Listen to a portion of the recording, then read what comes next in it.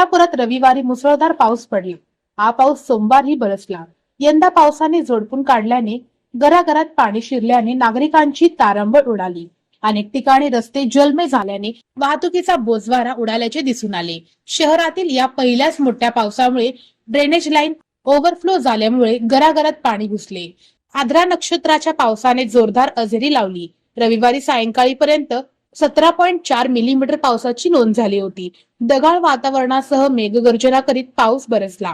समाधानकारक पाऊस झाल्याने शहरवासियांसह ग्रामीण भागातील शेतकरी वर्गातून आनंदाचे वातावरण पसरल्याचे चित्र दिसून आले। या पावसाने ओढे वाहिले, रस्ते बंद पडले, शेतात पाणीच पाणी झाले। रविवारी दुपारपासूनच जिल्ह्यात सर्वदूर पाऊस झाला। ऐन पावसात विजेचा कोळंबा झाला। काही ठिकाणी चेंबर तुंबल्याने घरात पाणी साचले। शहरात नाल्यासाठी खोदलेली डबकी जीवघेणी ठरत आहे। या मुसळधार पावसाने नागरिकांची व वाहनधारकांची तारांबळ उडाली आहे। अनेकांच्या घरात पाणी साचल्याने रात्रभर जागरण करावे लागल्याचे पाहायला मिळाले।